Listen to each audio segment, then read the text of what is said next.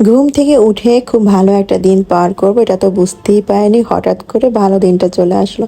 আসসালামু আলাইকুম, কেমন আছেন সবাই? আশা করি সবাই খুব ভালো আছেন। তো বাসাতে কেউ আসার কথা শুনলে এতটাই ভালো লাগে কি বলবো। আরো যদি হয় নিজের আত্মীয়রা, মানে নিজের আপন মানুষরা আর কি।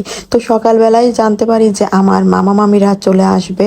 তো তাড়াতাড়ি করে চপাচপ একদম রান্না বান্না বসায় দিলাম, যেহেতু হাতে একদম সময় কম ছিল। আর যেহেতু আমার বাবু নিয়ে আমাকে টাইম দিতে হবে, ওকে ঘুম পাড়াতে হবে, তো আমাকে সেই রকম টাইম মেনটেন করেই তো রান্নাবান্না করতে হবে, তাই না? তো এদিকে জাইনের বাবাও তো বাসা ছিল, আমার অনেক হেল্প হয়েছে পোলাটাকে সামলানোর জন্য। তো যাই হোক, এই যে রান্নাবান্না টুকটাক বসায় দিলাম।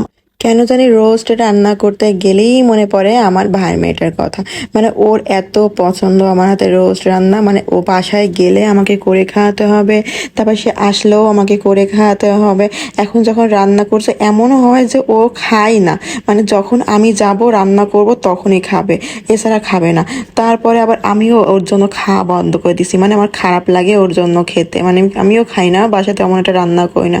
আর ওর জন্য রান্না করলে যেটা হয়, আমার সবচাইতে প্রিয় জিনিস এই যে ঘি, এটা আমি দিতেই পারি না, মানে ও ঘিয়ের কোনো খাবার খাবে না। তো এই জিনিসটা আমাকে সবসময় বাদ দিয়ে রান্না করতে হয়, কিন্তু আমার অনেক খারাপ লাগে। ঘি দিব রান্নাতে একদম মজা হয়ে যাবে, তাই না? তো ঘি না দিলে কি আবার এইসব জিনিস ভালো লাগে? কিন্তু আজকে একদম দিলাম মন করে ঘি।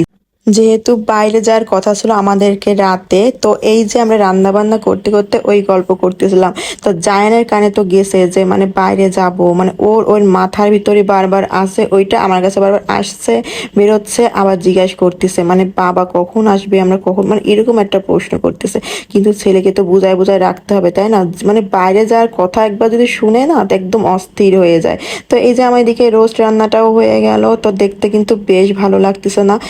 এমন একটা অবস্থা, কোনো কিচ্ছু ফ্রিজ থেকে বের করতে পারছিলাম না, মানে একদম লেগে গিয়েছে কি বলবো। আসলে তাড়াহুড়া করে রাখতে গিয়ে সব এলোমেলো হয়ে গেছে, এখন কার ভাগের কোনটা সেটাই আমি খুঁজে পাই না। তো এখানে হচ্ছে খাসির মাংসটা রান্না করা হয়ে গেছে কথার ফাঁকে ফাঁকে, আর এখানে কাবাব বানানোর জন্য সবকিছু প্রেসার কুকারে দিয়ে দিলাম। আর এখন করব মাছ ভুনাটা। আমার এই লাল লাল কাঁচামরিচগুলো দেখলে না এত ভালো লাগে, মানে এগুলো কিন্তু ঝাল লাগে না, কিন্তু দেখতে কিন্তু ভীষণ ভালো লাগে। আর এই ধরনের রান্না আমার মায়ের অনেক প্রিয়। সে যেহেতু একদম হালকা মশলার রান্না খায়, তো এরকম হালকা কাঁচামরিচ ঝাল দিয়ে রান্না করলে তা খুব ভালো লাগে খেতে। তো এখানে এই যে একটু টমেটো দিয়ে দিলাম, যেহেতু মাছ বোনার সাথে একটু টমেটো হলে আমার মনে হয় একটু বেশি ভালো লাগে, টেস্ট বাড়ায় দেয় আর কি। তো মাছগুলো একটু হালকা করে ভেজে নিয়ে এই যে এখানে একটু দিয়ে দিচ্ছি। জানি না কেমন হলো, খুব তাড়াহুড়া করে যেহেতু রান্না বান্নাগুলো করলাম। আর এই ফাঁকে আমি বাবুকে ঘুম পড়ায় আসছি, ঘুম পড়ায় এসে এই যে এটা ওর পোলাওটা করে ফেললাম। তো সবাই চলে আসছে, তো বলছে আমার বাবুটা যা একটা দুষ্টামি করলো, মানে এত কান্নাকাটি শুরু করে দিয়েছে অনেকদিন পর, মানে নতুন মানুষের মুখ দেখছে তো, মানে একদম কান্নাকাটি কি একটা অবস্থা করতে করতে আমার ইলিশ মাছটাও একদম নষ্টই হয়ে গেল, মানে ওর তাড়াহুড়াতে। তো যাই হোক, এই ছিল একটা ছোট্ট ব্লগ। তো কেমন লাগলো সবাই অবশ্যই কিন্তু জানাতে ভুলো না।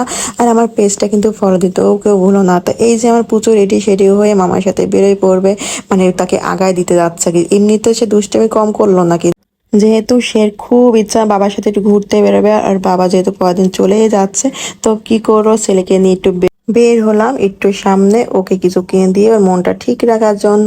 তো কেমন লাগলো অবশ্যই সবাই জানাতে ভুলো না, আর পেজটা কিন্তু অবশ্যই ফলো দিও।